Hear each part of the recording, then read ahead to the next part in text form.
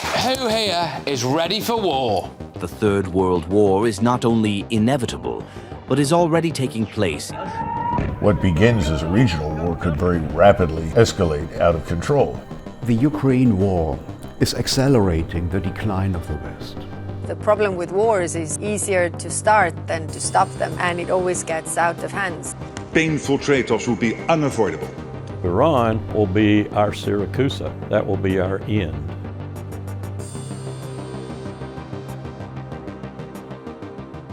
You know, this cost of war thing is only meaningful if people can realistically grasp it. I don't know that they can. Well, people were very violently opposed to the First World War in the United States. So they understood, they probably had a better understanding then than we do now of war. And of course, the losses in the First War were horrendous. I can talk about that, and that had a huge impact. Yeah, I think if you wanted to talk about the similarities between the international system today and the major powers, it resembles in some ways the international system in 1914. Though we have to be careful because today's world is so different from that one. But nevertheless, you could make the argument that you have a similar set of circumstances, a group of major powers, none of whom really wants a major war, but seem to be willing to engage in well, at least engage in conflicts that could lead to it. I don't see anybody saying, oh, war's great, let's go do it. But effectively, that's what their political leaders are doing. So there's an enormous disconnect between the electorate and the ruling elites. And I think that's not the first time, because the ruling elites have no skin in the game, as you know, Nassim Taleb likes to say. And the elites think that they're immune or invulnerable to whatever happens, and they're wrong. You know, we're in a new era today that's different from World War I, at least insofar as we saw during the Second War, the elites could come under fire, and the governments themselves could be destroyed. That was World War II. But once again, the insularity of the United States, thanks to the oceans, we were able to avoid that sort of outcome. Now we're on the verge of a potential global conflict. I don't think so. I don't. No, I think there's the potential. Okay. But I don't think we will, no. Well, there's too much at stake. I mean, you have these major nuclear powers. Everyone does, the people in charge do understand what a nuclear weapon does. So we've reached the point now where the nuclear weapon can't be used. If it is, it devastates everything. So where has warfare gone to? Just below the nuclear threshold. And the point is that we've already seen what kind of damage can be done below the nuclear threshold. But we don't seem to think that that damage could occur here. In other words, we don't think anybody could say to us what we have done to Russia with long-range strikes into Russia through a surrogate. And we're wrong. I think because the broader population in the West, particularly in the United States, but across most of the West, is very largely disengaged from policymaking. Policymaking rests in the hands of a few people. We're learning that here at home in the United States. You have these billionaire oligarchs, you could call them tech bros, whatever you want to say, simply people that, you know, I was reading about one the other day who's a billionaire thanks to the diamond trade. And the enormous wealth at their disposal allows them to shape policymaking. That's what we're dealing with. Policy in Washington has nothing to do with what the average American would prefer, like or dislike. So I think that's something that has to be taken into consideration. People that talk about democracy are, you know, selling us propaganda. What democracy? The people that are elected largely as a consequence of the money at their disposal. I mean, you could point to someone like Thomas Massie from Kentucky, who has a very strong, loyal base that returns him to office because he represents their views. Well, that's wonderful. I wish we had 800 Thomas Massies. We don't. The vast majority of people run on one platform and then respond to the financial incentive that is presented to them while they're in office. And they'll argue that if they're going to stay in office, they need lots of money. And they have to take the money from the people that offer it. And they convince themselves that in most cases, the issues that are important to people really don't affect their constituents very much. Then they can go ahead and essentially prostitute themselves. Well, of course, this is wrong, because the issues can profoundly affect us. The problem with military power and conflict is that accidents and chance play too much of a role. Whatever you set out to do, whatever you think you're going to do, and what actually happens are frequently not connected. Once things are in motion, you tend to lose control. And that's the big problem. That was, of course, the outcome in World War I. Very few people believed that Russia would suddenly mobilize, which it did. And it was really Russia's mobilization under Tsar Nicholas II that precipitated the World War. If Russia had not done that, the Germans certainly would not have done anything. And they would have focused exclusively on the West, where the French were mobilizing. But the Russian mobilization changed everything. Well, the cost of war is obvious. I mean, we're flat broke here in the United States. We've hollowed out our economy. We've destroyed most of our manufacturing capability, all in the name of maintaining this artificially high standard of living. And I think people are going to get an education at some point when the financial collapse sets in, which is coming. I mean, I would say you've got maybe four major conflicts right now, maybe five. Let's look at them. One, the obvious one, is in Ukraine. This is an artificial conflict. Had we not deliberately intervened in Ukraine to establish a government in Kiev that was stridently anti-Russian and essentially slavishly devoted to the United States and NATO, there wouldn't be a conflict in Ukraine. And we've been losing the conflict ever since. The Russians held back and exercised extraordinary restraint for long periods of time until finally they said, that's it, we're going to have to intervene. And when they realized what they were up against, because I don't think they understood just how much had been invested in the Ukrainians. You had 800,000 men in the Ukrainian military, in the army at that point, half of whom were regular, the other half were reservists, but they were all well-trained, well-equipped. Well, now they're all dead. They've lost 1.5 million Ukrainian soldiers on the battlefield, maybe more at this point. But nevertheless, we continue to stoke these fires and keep this conflict going on the assumption that if we do it long enough, Russia will collapse and will fall into our lap. And then we can move into Russia and strip it of its resources and exploit it for business purposes to enrich the minority of people in Washington that wanted the war to begin with. And now I don't see any evidence that anybody in Europe is seriously interested in saddling up and riding east into Russia. I don't think people want to do anything like that, but their governments that seem to be just as unresponsive to the populations that elected them as ours are, seem intent on provoking the Russians. And perhaps there's this thought that if the Russians are provoked, the United States will then put everything at risk and launch a major war that could, escalate to the nuclear level. I don't know. I don't know what the real thinking is behind the scenes, because my assumption is as follows. What's the first principle of war? Don't fight. Why do people risk war with Russia today in Europe? That's the real question. Why would anybody do that? And it's a combination of things, but I think at the top of the list is this incredible assumption in the minds of the elites that are ruling Europe today that Russia will not go to war, that somehow or another they can tinker on the margins of a crisis, they can play at going to war, and no one is going to call their bluff and go to war. Mm-hmm. That's hard for me to imagine, because we look at the years since February 2022, you see the buildup of military power in Russia. You see this huge scientific industrial base that is operating 24 hours a day, 7 days a week. Mm-hmm. You see that none of the sanctions have had the impact that was hoped for. And you realize that this is insane. You're playing with fire. Russia isn't going to fall apart. There will be no internal rebellion to remove President Putin. That's all nonsense. Yeah. Russian society is cohesive and durable. It's the West that has a society or societies that are not cohesive, that are not durable.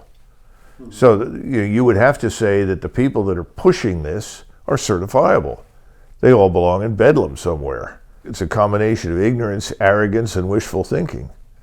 You put the three together and you get Starmer, you get Macron, you get Merz, at least at this point, in Berlin. These people are living a fantasy world. They don't understand how close they are to a confrontation that could cost millions of lives. Well, Macron is a Sorosista, as we call him. He was picked by Soros, this little effete banker, to step forward and become the president of France. He was a nothing with almost no track record. It's sort of similar to Obama. Who is Obama? You know, he's a community organizer, comes out of nowhere, and suddenly billions of dollars are made available, and they decide to make him a speaker at the Democratic Convention, and everyone is in a state of shock. The man can make a coherent speech. He seems likable. Obviously, he's qualified to be president, so let's run him. Yeah. And he wins. It's kind of a stunning outcome, if you think about it. Well, Macron falls into the same position. How would you characterize the Israeli conflict now with their neighbors, vis-a-vis Iran? I think to understand the Israeli conflict, you've got to go all the way back to Harry Truman. And Harry Truman was by no stretch of the imagination a friend of the Jews.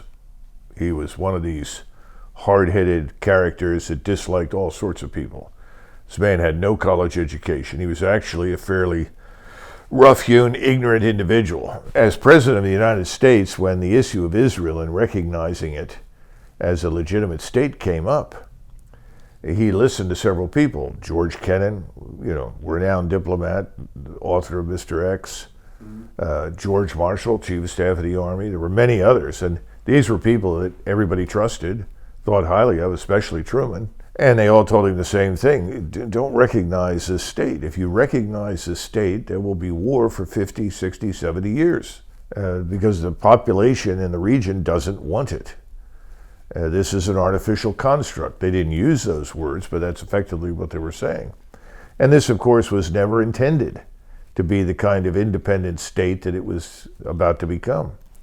But then his political advisor came in to see him, and he told President Truman, if you recognize Israel's right to exist, in other words, you make it a legitimate nation state, you will have all the Jewish money available in the United States in perpetuity for the Democratic Party. So he said, good, and recognized Israel. Well, Truman was not well educated. He didn't understand the strategic implications. And it wasn't important to him. What was important to him was money for the Democratic Party. Well, remember the same thinking that tells everyone that Russia is weak and incapable, that it effectively can be bullied. Remember the statements about Russia is the gas station with nuclear weapons and so forth and so on. These kinds of things also underpin the support for the Israelis. Well, the Arabs are weak. The Arabs are divided. The Arabs aren't capable of fielding any forces that can make any difference. So Israel is surrounded by weak neighbors that, frankly speaking, Israel can bully. And so why should we care what the Israelis do, particularly when the Israeli lobby pays handsomely for support? And why would you want to be Thomas Massie? Why would you want to be at the top of the anti-Semite list? So instead of saying, it's not a question of do you love Israel or do you love Jews, it's do you love money? The answer is yes, we love money. And so most people on the Hill are falling all over themselves to pick up cash. It's also cornered us in the world as, backing this genocidal regime. If you were looking for a point in time when the United States is more hated and trusted less than it has ever been in its history, I suspect we've hit it. It's now. There's no belief at the moment that if we continue to back Israel, or worse yet, support them in a direct assault against Iran, that Russia will intervene. People don't think that's possible. Right? Well, they assume that, Russia can't possibly do that because they're too bogged down in the war with Iran. People have never understood that Putin from day one has always exercised tremendous restraint because he does not want a war with us or NATO. We assume that we can master the situation militarily. That if Israel would have difficulty in succeeding in a war with Iran, that we could pitch in and with very little difficulty help Israel win. Now, that's very dangerous thinking, because it's very clear to anybody who is paying attention to the Russians right now and to Mr. Putin that the Russians are very, very close to the sort of boiling point. Let me put it this way. They have mastered the situation in eastern Ukraine. The question is not whether they could move into Kiev, take the city and crush the government. They can do that. The question is, do they want to do it? So when you look at Iran, and if we get involved in a war with Iran, the Russians are not going to sit quietly and say, oh, I'm sorry, I'm too busy here in Ukraine, and allow the Iranians to be pulverized out of existence. It's not going to happen. So we're going to end up at some point in confrontation militarily with Russia. That's an inevitability. If the Israelis precipitate a war with Iran, what begins as a regional war could very rapidly escalate out of control and involve other major powers that are not necessarily in the region. Very obviously, Russia will not sit by and watch Iran be pulverized. Neither will China. And all you have to do is look at the presence of Chinese vessels in the Indian Ocean, Russian vessels inside the Indian Ocean, the Mediterranean, the Red Sea, submarines as well as surface vessels, and look at the presence of technicians. There are Russian technicians and military advisors on the ground in Iran. They have been working tirelessly for the last 12 months to help build up an effective integrated air defense system. The Iranians have an enormous arsenal now that allows it to strike back with great power against Israel, and for that matter, against any U.S. installations. So the point is that what seems to people in Washington as something that is limited and narrow could very quickly move just beyond the region and involve major powers around the world. And by the way, people seem to think we and our so-called European allies, in Donald Trump's words, hold all the cards.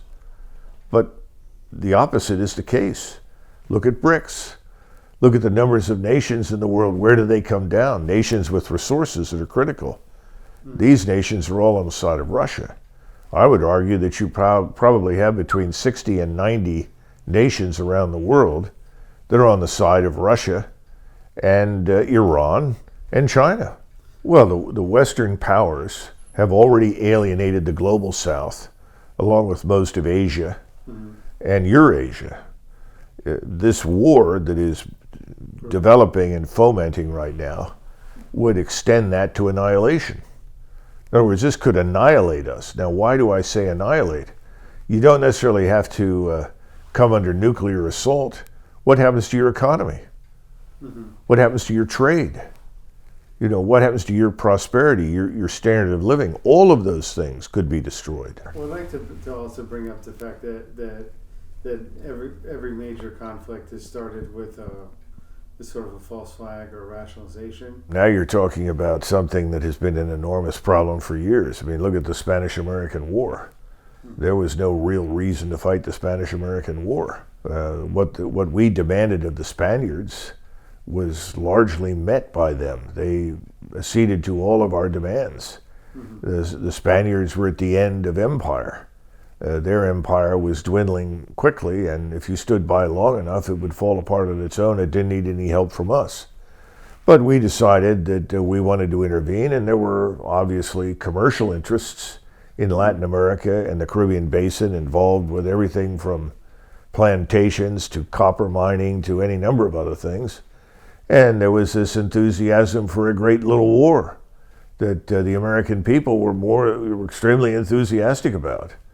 And there were even people that talked about the fact that this would be good for reconciliation between the North and the South, that this would unite the country. And so we launched into this. Not every war is the same. Not every war is the same. And of course, what was different about the Spanish-American War is we stayed in the Philippines. We inherited this thing from the Spaniards. We're not an imperial power, and yet we stayed. Well, we tend to go to war thanks to events at sea. Now, why is that? Well, historically, it's very hard to know what actually happened at sea. So it's a good kind of operational security. When the battleship Maine blew up, as we know now, it had nothing to do with the Spaniards at all. They had a fire in the galley of the ship, and the fire spread. It hit the magazine and blew the ship up. It was very fortuitous for the people that were looking for a war. Remember William Randolph Hearst's famous statement to a journalist? He says, go down there and cover the war. And the journalist says, but there is no war. He said, you just go down there, I'll provide the war. You provide the coverage, the news.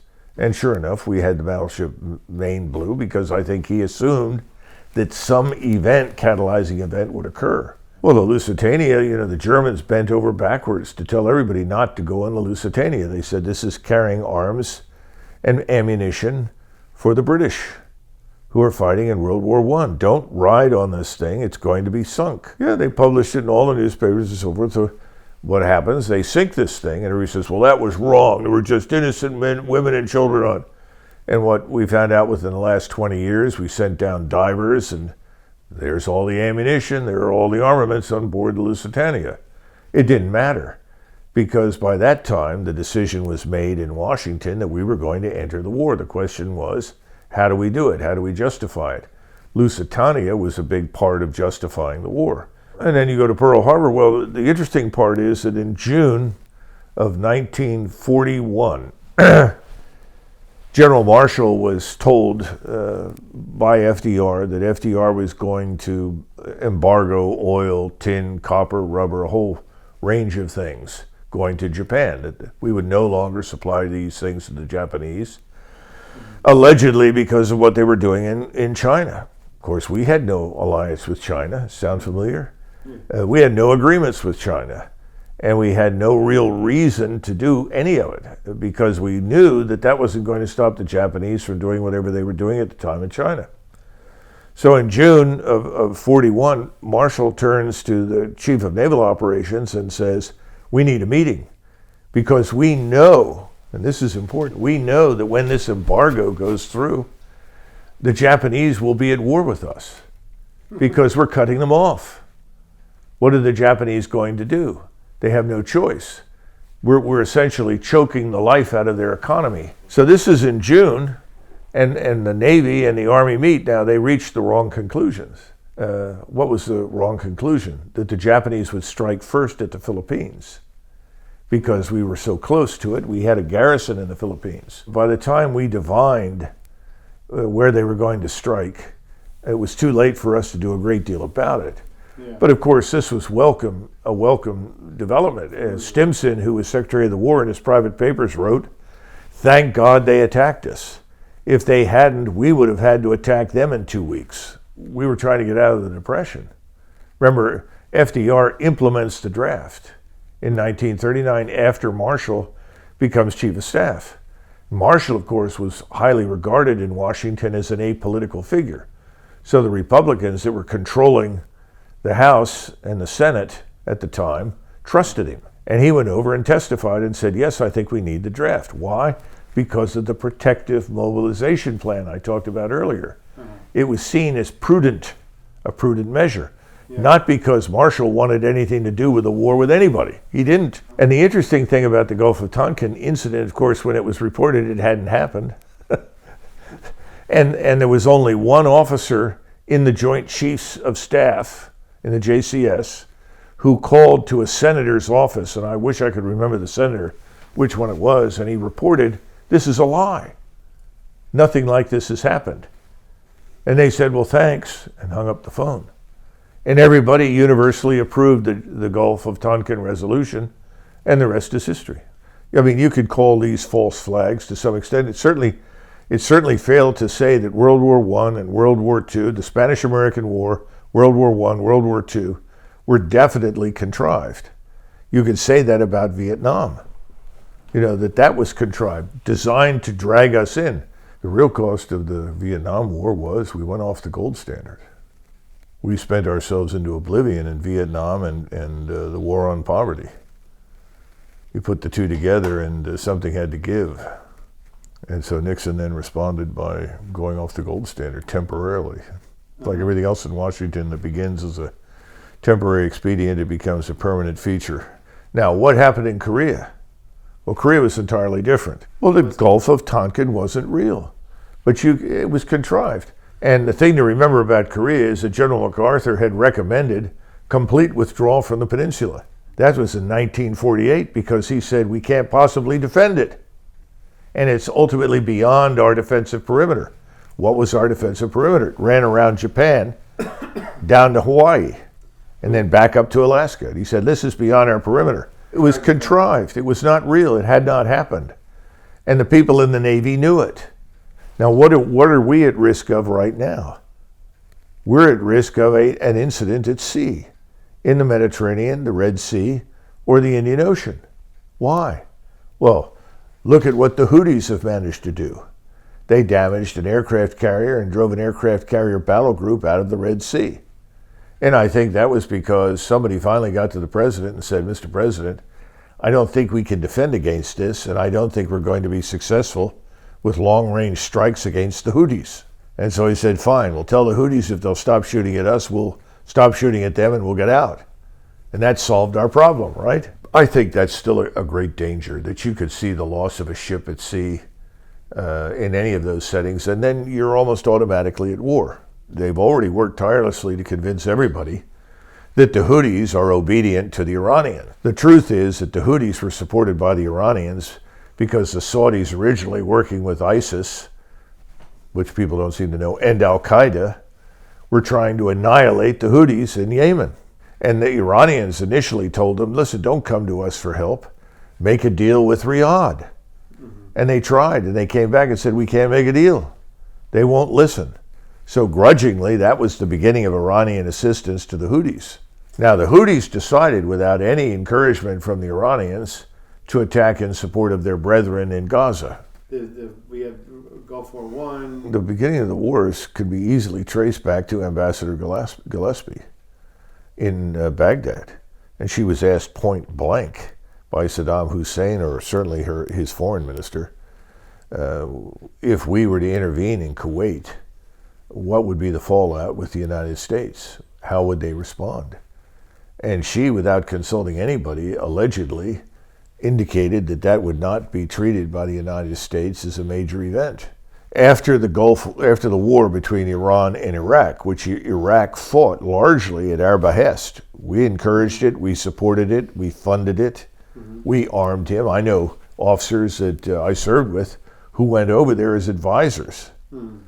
So this has to be understood against the backdrop of cooperation with Saddam Hussein against Iran.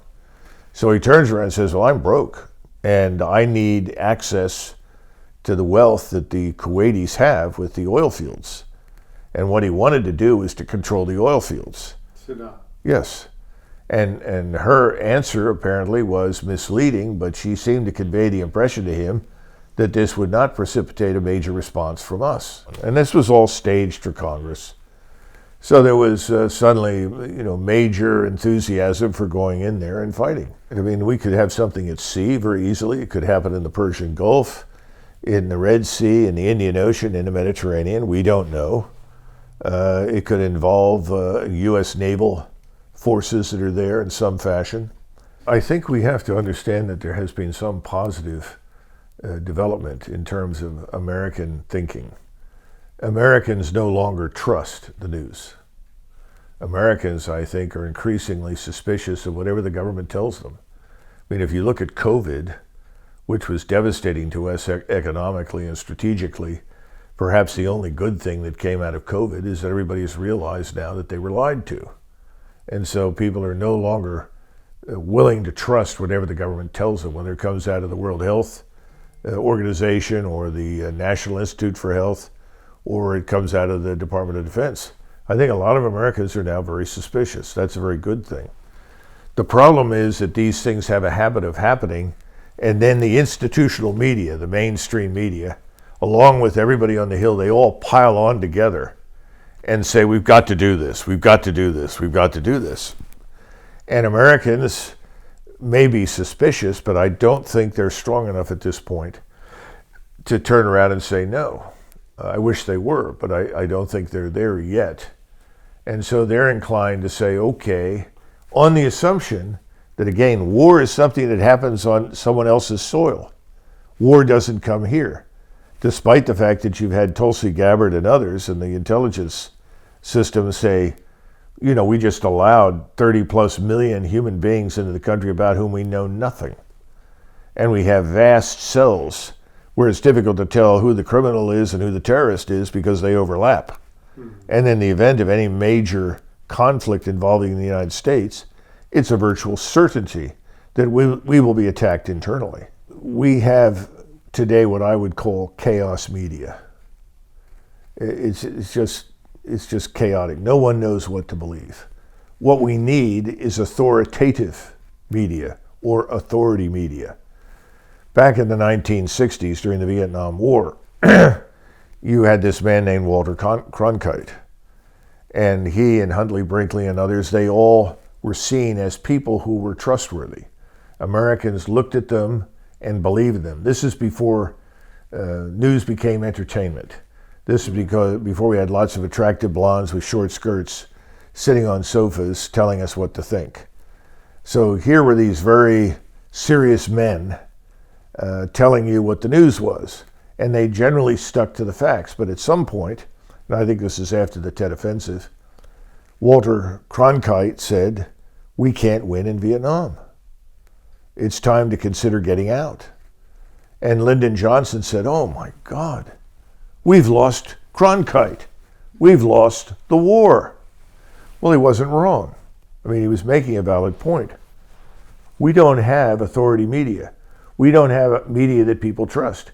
We have lots of entertainment and attractive women, and then we have sort of goofy characters, much like this man Hegseth, the tattooed veteran who has multiple children, multiple wives, and so forth and so on, who just loves the military and is a really great guy. This is what you've got now. We need authority media. Now, there is a potential for authority media to arise. Right now, it lies with alternative media. And what is alternative media? Well, these are all those evil right-wing nationalists, white supremacists, and conspiracy theorists. They are the incubator, if you will, for authority media, because they're really trying to get to the truth. Now, they're imperfect. You have lots of people there, good people, horrible amateurs, and some of them are just shameless sensationalists. But we have to build authority media. We have to have media platforms where people say, look, we're telling the truth, whether you like it or not. We're not here to advocate for anybody except the truth. I think the point is this, and I said this at the beginning, what's the first principle of war? Avoid it. In other words, if you're not compelled to fight, you're a fool to fight. And that's very important.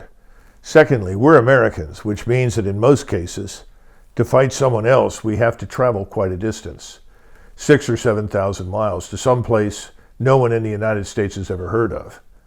And then we justify this on very specious grounds. We're fighting for liberal democracy and human rights. It's all crap. It always was, always will be. At least one could make the argument as the Marine general or former commandant who made... Butler said war is a racket. All we did was advance commercial interests and so forth. Well, this may come as a surprise, but I can make a good argument for that. If you're trying to protect your commercial interests, and those interests are of importance to the American economy, I have no objections to the use of military power if you're trying to secure something. So I'm a little less upset about that than others are. But the point is that what we're doing and what we have been doing, I would say, since Vietnam is the opposite. We did have grounds to go in 1991 and defeat Saddam Hussein.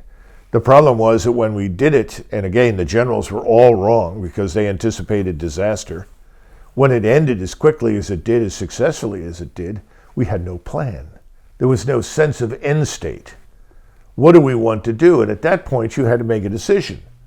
Well, if we're not going to replace Saddam Hussein, let's sit down with Saddam Hussein and do business with him and say, look, you can stay as the ruler of Iraq, but you've got to meet the following conditions. We're not going to tolerate action from you that we don't approve of. You can't attack Israel. You can't attack Kuwait. You can't attack Saudi Arabia. We're not going to tolerate that. If you're willing to go along with us, you can stay. But that was incomprehensible because we had already demonized Saddam Hussein. Before you go to war, you need to answer some very important questions, and the American people need to demand answers. In the past, they haven't. What's the purpose of the war? If we fight it, how are we going to fight it? And what's it going to do? What's the consequence? What are things going to look like after it's over? I mean, if you start going down the list of all the people at the top of the Trump administration, they've all prayed at the wall and signaled their readiness to do what the Israel lobby wants. Now, then you've got to ask the question, are they willing to risk war, not just with Iran, but also Russia, China, potentially Turkey? If you see anything positive in Israel, and I always have, then you would try to dissuade the Israelis from marching down this suicidal path. But that hasn't worked. And they seem hell-bent to commit suicide. And it's not just a minority. It's the majority of people there who absolutely think the mass murder of these Palestinians, not just in Gaza but on the West Bank, is justified.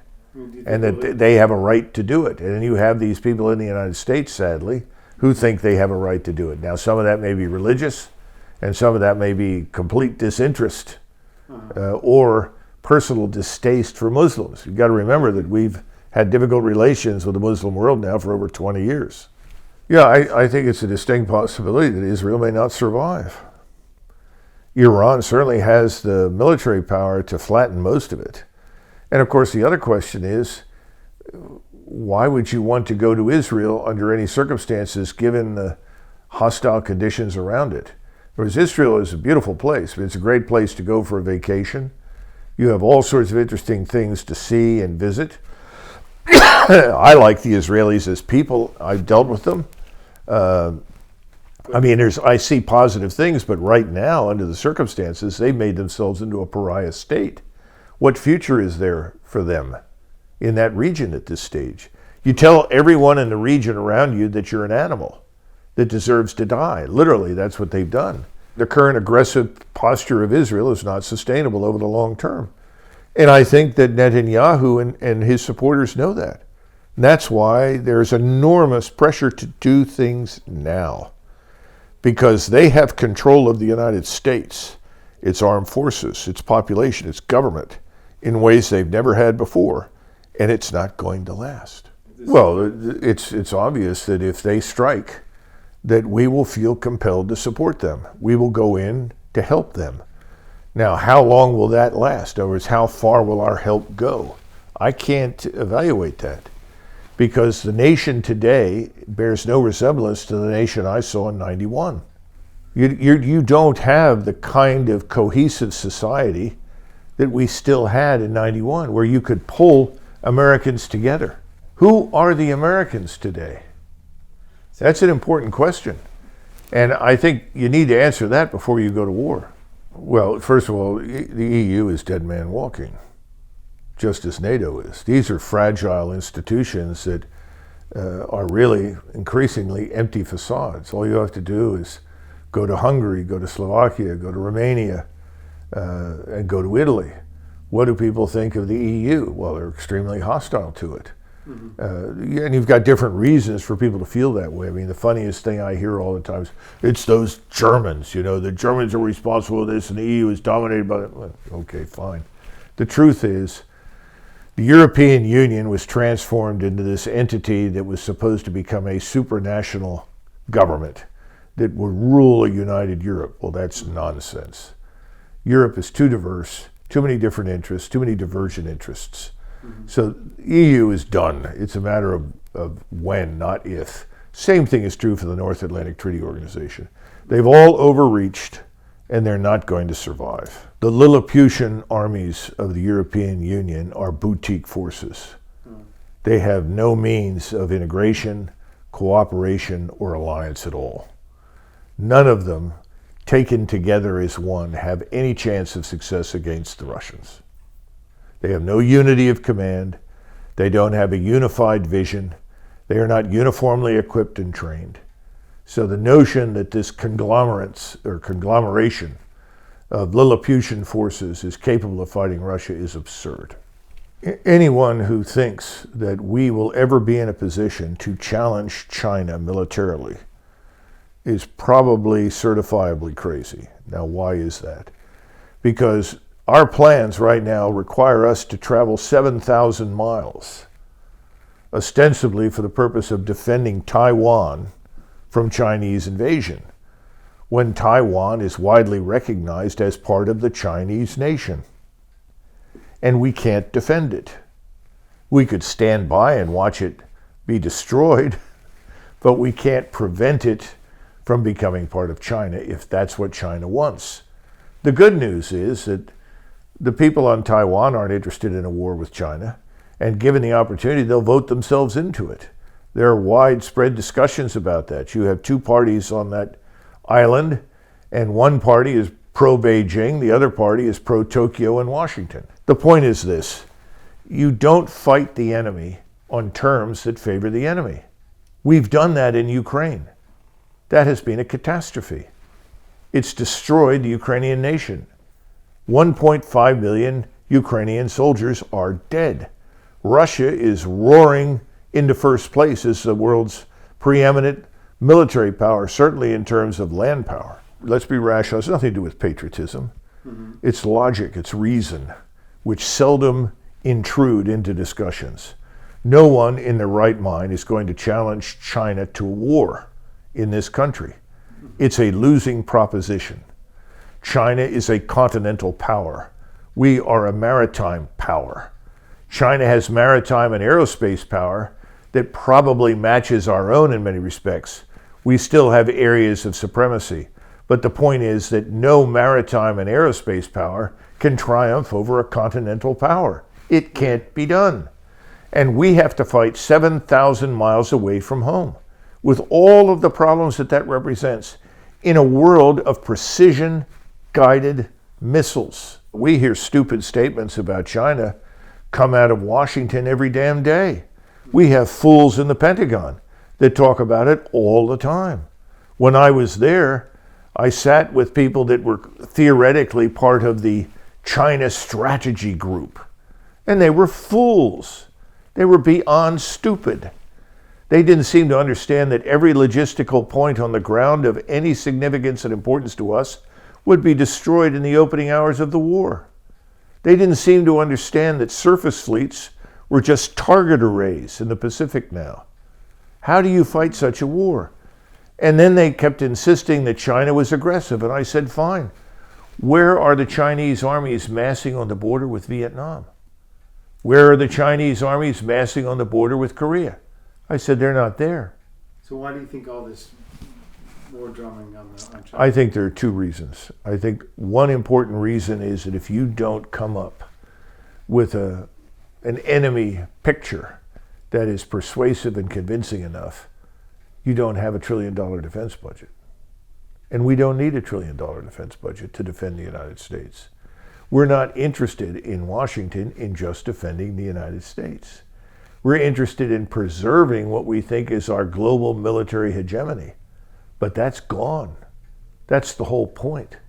The last 30 years have changed all of that. What does global military hegemony depend upon? Depends upon economic strength and prosperity. That is being destroyed in this country. So the whole thing is a fraud. It's not doable. It's not achievable. Today, it is China that has the largest manufacturing base in the world, not the United States.